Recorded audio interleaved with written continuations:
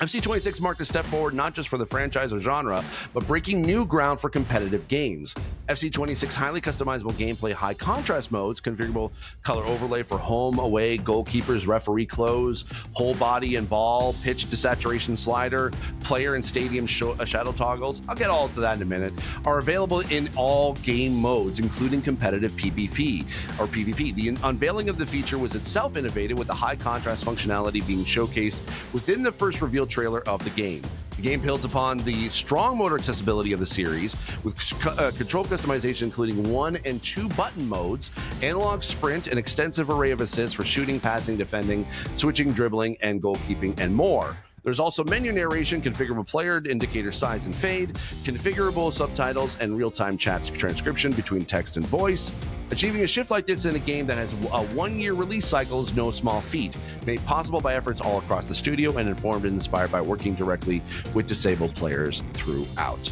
Now, what does this mean for accessibility for EA and the FC franchise? So this is actually the first time that the EA Sport or EAFC has included accessibility that does affect the multiplayer mode within the game itself. Oftentimes, EA Sports games do have some accessibility, but they don't all translate into online multiplayer. Most oftentimes, it's either single player or local multiplayer, if that, in order for that accessibility to be able to be available. But in this game, high contrast mode is available in all modes, including online multiplayer.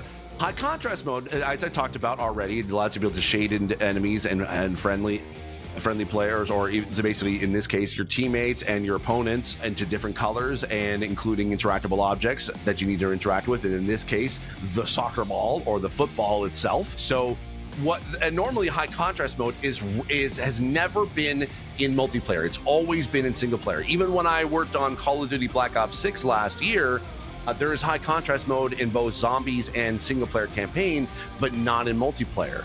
This is the first time that high contrast mode has been included in online multiplayer. But what does that do for EAFC? Now, I have played a little bit of this. I'm not enough to be able to do a full review, but I have played around with the high contrast mode within EAFC 26 to be able to talk about this now.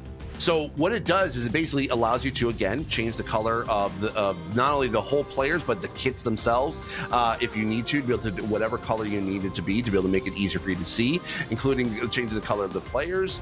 And you can even desaturate the field itself so that it can make those players and the ball stand out even more. And yes, you can even adjust the color of the ball to make that stand out. And it's available in both, again, in everything, in multiplayer and in single player campaigns. And that is something that has not been done before. That is something that is pushing the industry forward and innovating in that way. And hopefully more games sort of take note and be like, well, hey, if they included a multiplayer, then we can too. Because it definitely can help a lot of players, and it doesn't take advantage. It's not being unfair to the other player. They're basically getting the same information that's being presented to all the players. It's just, it makes it a little bit more comfortable for especially those with low vision to be able to see. Now, again, it's not the perfect game. They definitely have a long way to go. But one thing that this article does mention that I really appreciate is that in a yearly cycle game, an annualized game, where they have literally about 18 months in order for them to be able to create the new version of the game, to be able to include this in that short production cycle is amazing to be able to see. It's something that I hope gets expanded upon in the EA Sports franchises and other EA Sports franchises.